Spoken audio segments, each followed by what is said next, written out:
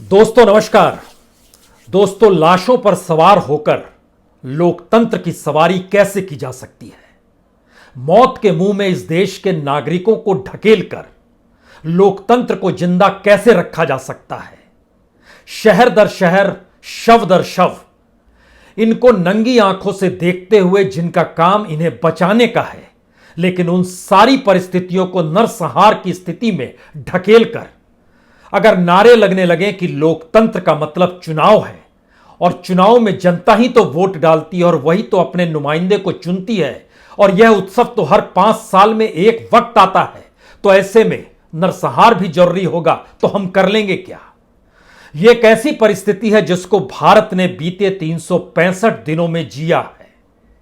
इस देश के भीतर में हर चुनाव के वक्त प्रचार की जो रकम होती है किसी एक उम्मीदवार की, अगर उस रकम को भारत की मेडिकल इंफ्रास्ट्रक्चर से जोड़ दिया जाए और एक के बाद एक होते चुनावों में जितना भी खर्च हुआ है, अगर उन सारे पैसों को एक साथ जोड़ दिया जाए और इस देश में कैबिनेट मिनिस्टर से लेकर प्रधानमंत्री तक जो चुनाव प्रचार की यात्रा में लगे थे, चुनाव प्रचार जिस चकाचौंध और रुपयों को लुटाने वाला था, अगर उस रकम को जोड़ दिया जाए तो यकीन जानिए भारत के भीतर में कोरोना महामारी से मरने वालों की जो तादाद है, ऑक्सीजन की कमी, वैक्सीन की कमी, दवाइयों का ना मिल पाना, वेंटिलेटर ना होना, ऑक्सीजन ना होना, अस्पताल में बेड ना होना और अस्पताल भी ना होना, ये सारी चीजें सिर्फ बीते 365 दिनों में पूरी की जा सकती थी। हमें लगता है कि आज एग्जिट पोल जो भारत के नेशनल मीडिया के स्क्रीन पर लगातार 2 से 3 घंटे तक रेंगता रहा, इस दौर में किसी को सुध नहीं थी कि इस देश के भीतर का सच क्या है, बंगाल चुनाव के परिणाम क्या होंगे, इसको लेकर अजीबोगरीब कशमकश तमाम पॉलिटिकल पार्टीज के नेताओं में थी, एंकर में थी। लेकिन जरा कल्पना कीजिए, जितनी बड़ी तादाद में बंगाल में जब सूखा पड़ा था 1943, लगभग 20 से 30 लाख लोगों की मौत हो गई थी। 2 मई को चुनाव परिणाम आने के बाद बंगाल में इस महामारी के कहर की खबर जब आनी शुरू होगी तो हो सकता है आप भी भयभीत हो जाएं।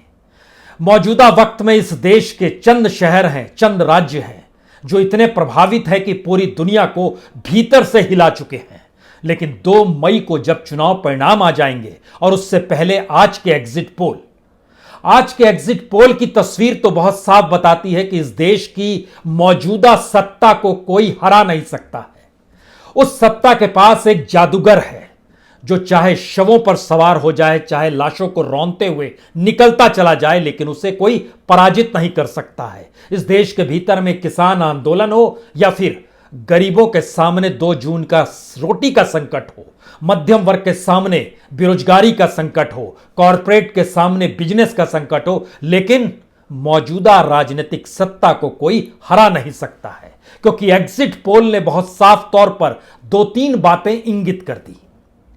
केरल में जिसकी सरकार थी एलडीएफ, वही वापस लौट रही है, भारी बहुमत के साथ लौट रही है। लगभग 6 न्यूज चैनलों ने अपने अपने तरीके से इस एग्जिट पोल को दिखाया, जिसमें 5 की राय बहुत साफ है कि एलडीएफ यानी वामपंथी सरकार केरल में लौट आएगी। एक चैनल का कहना था कि मुकाबला आमने सामने का होगा। तमिलनाडु में बहुत साफ है, सत्ता परिवर्तन जबरदस्त तरीके से हो रहा है, डीएमके आ रही है, यानी स्टालिन नए किंग हैं तमिलनाडु के। लेकिन इसके बाद के 3 राज्य पुडुचेरी, बंगाल और असम,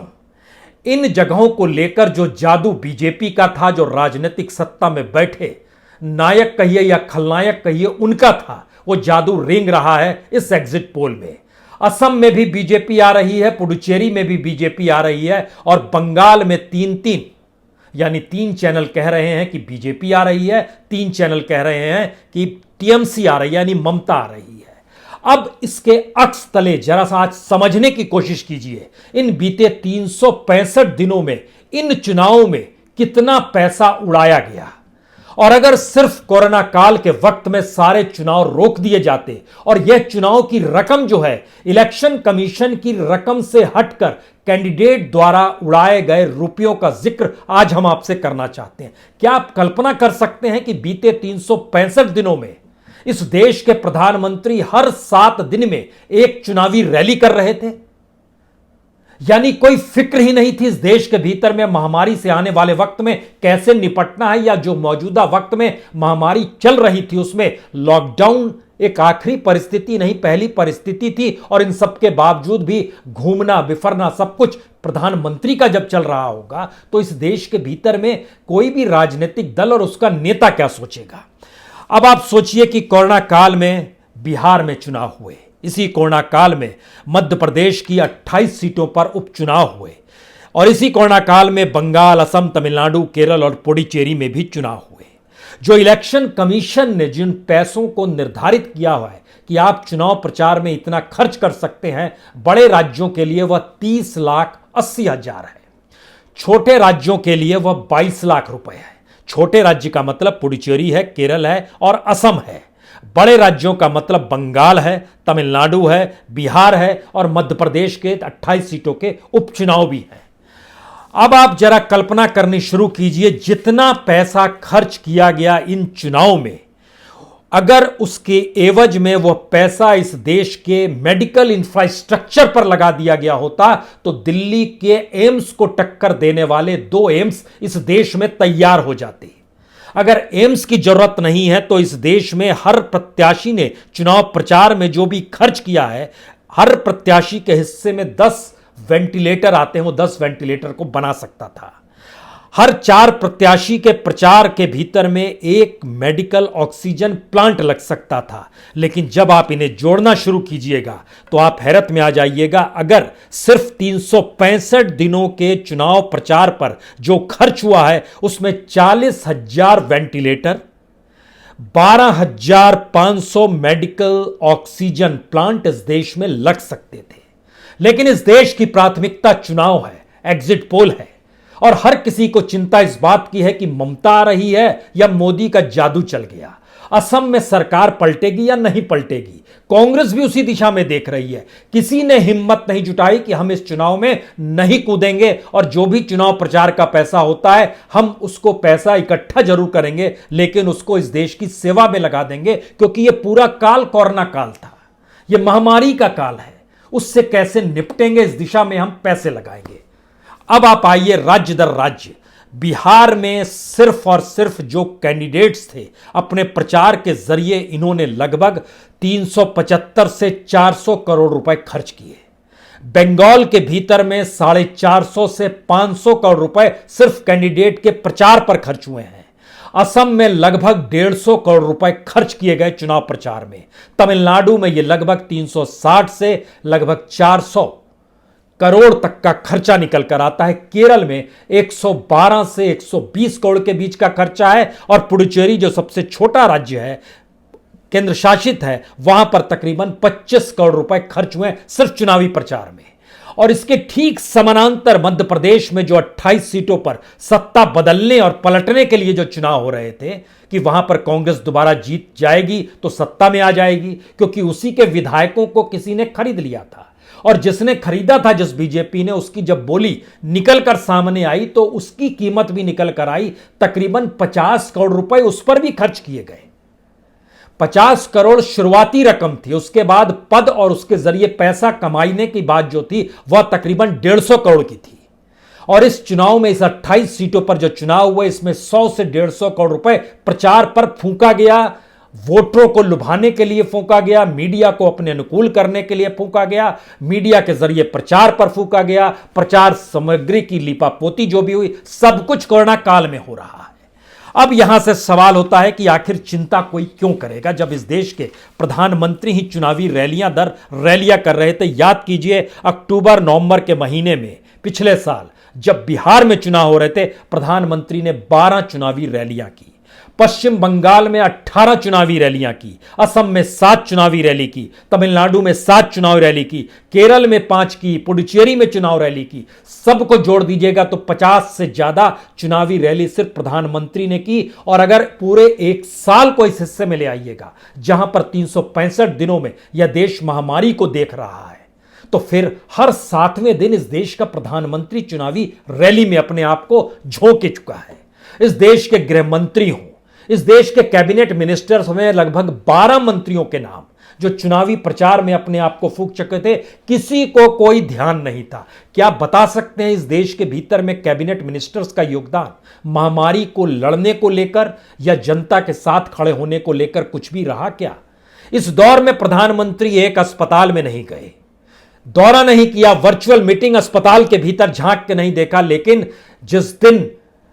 कोरोना को लेकर परेशान थे, सुबह से लेकर शाम तक मीटिंग कर रहे थे और रद्द कर दी थी अपनी रैली, उस दिन भी वर्चुअल मीटिंग चुनावी प्रचार के लिए बंगाल के लोगों से जुड़कर वो कर रहे थे। हमारी प्राथमिकता सिर्फ चुनाव है, यही चुनाव जीने के लिए है, यही चुनाव मरने के लिए है। लेकिन पहली बार एक ऐसी स्थिति निकल कर आई जब चुनावी प्रचार ही इस देश की जनता की शवों को रौंदते हुए किया जा रहा था, मौत के मुंह में उन्हें ढकेला जा रहा था। कोई ध्यान देने को तैयार नहीं था कि इस देश के भीतर में कोई मेडिकल इंफ्रास्ट्रक्चर है भी या नहीं है। जितनी पूंजी हम फूंक देते हैं, उस पूंजी का कोई उपयोग इस देश में लोगों की जान बचाने को लेकर हो सकता है या नहीं हो सकता है, बहुत धीरे धीरे लोग समझेंगे। मध्य प्रदेश के भीतर में एक विधायक की जान पर बनवाई, उत्तर प्रदेश में एक विधायक की जान चली गई, धीरे धीरे समझेंगे। इस देश के मीडिया कर्मियों की फहरिस्त जो है 100 से ज्यादा है, संपादक धीरे धीरे समझेंगे। इस देश में अदालतों ने कोई सुओ मोटो नहीं लिया जहां सरकार को नोटिस थमा दे, और अब भी सुप्रीम कोर्ट कल फिर सुनवाई करेगा। यानी 22 तारीख को सुओ मोटो लेने के बाद 8 दिन तक अभी भी उसने सरकार को वह नोटिस नहीं थमाया है जो उसके कॉन्स्टिट्यूशनल राइट के तहत आता है कि लोगों के जीने के अधिकार को भी आप पूरा नहीं कर पा रहे हैं तो आपको सत्ता में बना रहने का अधिकार कैसे है। लेकिन हम जिक्र एग्जिट पोल का कर रहे हैं। 2 से 3 घंटे एग्जिट पोल में हर कोई लगा रहा और इन परिस्थितियों को जीते रहा, कहां पर क्या होगा। अब अगर एआईडीएमके के बदले डीएमके सत्ता में आ जाएगी, एलडीएफ कंटिन्यू कर जाएगी, पुडुचेरी में सत्ता परिवर्तन और पहली बार वहां पर आपको एनडीए नजर आने लगेगी। बंगाल, असम और पुडुचेरी, इन 3 राज्यों को लेकर शुरुआत से ही एक धारणा इस देश के भीतर में बनी हुई थी, यहां पर कोई भी चुनाव करा लीजिए, बीजेपी को आप नहीं हरा सकते हैं। यह मैकेनिज्म है इस देश में लोकतंत्र को अपनी मुट्ठी में बंद कर लेने का, अपने हाथों पर नचाने का। लेकिन क्या इस देश के भीतर में मीडिया सबूत के साथ इस बात को रखने की स्थिति में नहीं आ सकता है कि यह मैकेनिज्म क्या है? यह पैसे का मैकेनिज्म है, यह ईवीएम का मैकेनिज्म है, यह लोगों को लुभाने का मैकेनिज्म है, यह लोगों को असहाय और बेबस बनाकर सत्ता पर निर्भर कर देने का मैकेनिज्म है। यह कौन सा मैकेनिज्म है? बंगाल में एंटी इनकम्बेंसी काम करेगी लेकिन असम में नहीं करेगी, जबकि उसी दौर में अगर ध्यान दीजिएगा तो असम के भीतर में सत्ता को लेकर विरोध प्रदर्शन ज्यादा होते रहे, चाहे वो एनआरसी का मुद्दा हो, सीए का मुद्दा हो या फिर वहां पर बेरोजगारी का मुद्दा हो। लेकिन वहां एंटी इनकम्बेंसी ना काम नहीं करेगी। इसका मतलब है कि 1952 के बाद से इस देश की चुनाव को लेकर जो भी परिभाषाएं गढ़ी गई, आकलन जो भी जब भी होते रहा, वो आकलन और एनालिसिस आज की तारीख में बदल चुका है, क्योंकि उसका मैकेनिज्म अपने हाथ में और अपनी उंगलियों पर नचाने के लिए राजनीतिक सत्ता ने अब परिभाषा भी सीख ली है और किस तरीके से, किस हिसाब से लोगों को मोटिवेट कर देना है। इसीलिए यह भी समझिए, इस एग्जिट पोल में अगर आप न्यूज चैनलों की परिस्थितियों को भी आंकेंगे तो कोई एक न्यूज चैनल ऐसा भी है जो बंगाल में 200 सीट तक, लगभग 180-90 सीट तक बीजेपी को दे रहा है, और अधिकतर चैनल ऐसे भी हैं जो 100 सीट के इर्द गिर्द बीजेपी को रोक रहे हैं। अब आप यहां से कल्पना शुरू कीजिए कि अगर मान लीजिए बीजेपी सत्ता में नहीं आती है, 100 सीट पर अटक जाती है, तो कहा जाएगा एग्जिट पोल सही था। और अगर बीजेपी 200 के लगभग सीट, 175 से ज्यादा सीट जीत जाती है, तो कहा जाएगा न्यूज चैनल नहीं तो यह कहा था। असम में भी लगभग 2 चैनल ऐसे कह रहे हैं कि लगभग बराबर की टक्कर है, बाकी 4 चैनल ऐसे हैं जो कह रहे हैं कि बढ़त बीजेपी को है। और अगर वहां पर चीजें इस रूप में रहेंगी तो कहा जाएगा कि देखिए चैनल ने ही तो कहा था, हमने कहा क्या, उन्हीं का एनालिसिस था। ये सारी स्थितियां बतलाती हैं कि दरअसल जो सूचना तंत्र है, जनता के सामने सूचनाओं को परोसने का जो तंत्र है, उसके सामने चीजों को कुछ इस तरीके से रखो जिसके जरिए जब वो जनता से संवाद करे ये कहकर कि हम डेमोक्रेसी के फोर्थ पिलर हैं, तो वह अपने तरीके से परिभाषित कुछ ऐसे गढ़ना शुरू करेगा जहां पर सत्ता के खिलाफ कोई शब्द नहीं जाएगा,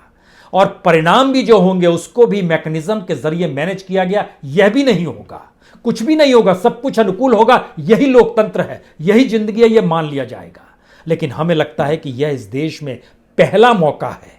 जब इस देश में लगातार मोहल्ले दर मोहल्ले, जिले दर जिले, राज्य दर राज्य लोगों की मौत की खबर और बीमारी से खौफजदा होकर लोग इस मानसिक परिस्थिति में पहुंच गए हैं जहां उनको समझ नहीं आ रहा है कोई उम्मीद किससे रखी जाए। एक मेंटल ब्लॉकेज कुछ इस तरीके से हो गया है, बुजुर्गों का हो या बच्चों का हो, लेकिन उस दिशा में कोई काम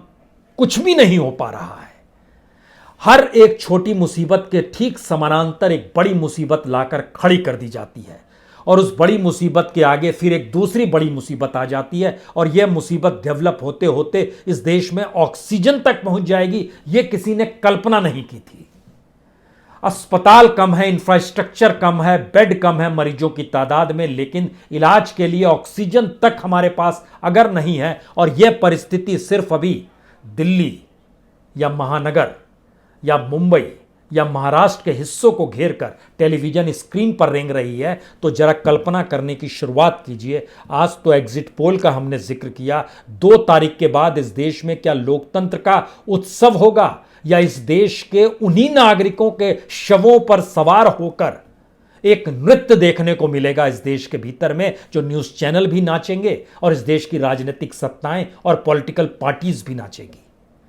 जो जीतेगा वो ढोल नगाड़े भी बजाएगा, चुनाव आयोग कुछ भी कर ले, गुलाल भी उड़ेंगे, लड्डू भी बटेंगे और दिवाली भी मनाई जाएगी दिन में, चुनाव आयोग कुछ भी कर ले। क्योंकि चुनाव आयोग के शब्द भी बेअसर इसलिए हो चले हैं क्योंकि चुनाव आयोग ने भी उन्हीं शवों की परिस्थितियों को इस देश में विकसित किया जिस पर खड़े होकर चुनाव लड़ा जा सके। यह कमाल की स्थिति है इस देश के भीतर में। लेकिन बहरहाल हमें लगता है कि इस एग्जिट पोल के आईने में जब हम इस बात का आपसे जिक्र कर रहे थे कि हर प्रत्याशी के चुनाव प्रचार पे जितना खर्च हुआ है उन सभी को अगर जोड़ दिया जाए तो 40,000 वेंटिलेटर, 12,500 मेडिकल ऑक्सीजन प्लांट और 2 मेडिकल इंस्टीट्यूट जो एम्स की टक्कर वाले हों, अगर वो खुल सकता हो और इतनी बड़ी तादाद में पैसे खर्च किए गए हैं इस देश के भीतर में, तो इस देश का हकीकत आप सिर्फ इस रूप में देखेंगे कि यहां पर कितने हजार करोड़ रुपए खर्च हुए, या इसका दूसरा हिस्सा देखेंगे कि नहीं नहीं, जो वोटिंग परसेंटेज है वह तो इस देश की उसी राजनीतिक सत्ता के हित और उसके साथ खड़ा है जिसने इन तमाम परिस्थितियों को लेकर हम आरोप लगा रहे हैं। इस देश की जनता बेबसी के साथ देख रही है, लेकिन चुनावी जीत अगर उसे मिल जाएगी तो उसने कोई अपराध नहीं किया है। उसने कोविड से अच्छी लड़ाई लड़ी है, उसने इस देश के भीतर में मेडिकल इंफ्रास्ट्रक्चर को मजबूत किया है, उसने वैक्सीन को बहुत तेजी से इस देश में बांटा है, लोगों को वैक्सीन लगी है, उसने बहुत शानदार तरीके से वेंटिलेटर और बेड्स की व्यवस्था अस्पतालों में कराई है, उसने इस देश में एग्रीकल्चरल रिफॉर्म की सोची है, उसने इस देश में रोजगार को पैदा किया है, उसने इस देश में कॉरपोरेट की इकोनॉमी को ध्वस्त होने नहीं दिया है, उसने इस देश की बैंकिंग सर्विस को मजबूत किया है, उसने इस देश की आरबीआई को कहीं ज्यादा बेहतरीन बना दिया है, उसने सुप्रीम कोर्ट को वाकई संविधान की व्याख्या और परिभाषित करने वाले इंस्टीट्यूशन के तौर पर रखा है, उसने इस देश के कॉन्स्टिट्यूशनल इंस्टीट्यूशन जिसमें सीबीआई भी शामिल है, जिसमें सीवीसी भी शामिल है, जिसमें सीएजी भी शामिल है, और वो तमाम इंस्टीट्यूशंस जिसको लेकर हो हल्ला होता है, इस चुनावी जीत के शोर में वो दफन हो जाएंगे। ये दफन ठीक उसी तरीके से होंगे जैसे इस देश के भीतर में इसी 365 दिनों में 2 लाख से ज्यादा लोगों की जान चली गई, लगभग 3 करोड़ के लगभग लोग प्रभावित हो गए बीमारी से, लेकिन आह नहीं निकली, उफ नहीं किया, आंख से आंसू भी नहीं छलके, आंखें डबडबाई भी नहीं, रोना भी नहीं आया किसी अस्पताल में जाकर मरीजों को देखना और उनसे बात करने की तमीज भी नहीं आई। क्यों? क्योंकि 2 तारीख के चुनाव परिणाम तो ये सारी चीजों को दफन कर देंगे और इसके बाद लोकतंत्र की रेड कारपेट को चुनावी जीत के साथ बिछा देंगे। तब हम और आप क्या करेंगे? सोचिए इसे। बहुत बहुत शुक्रिया, बहुत बहुत शुक्रिया।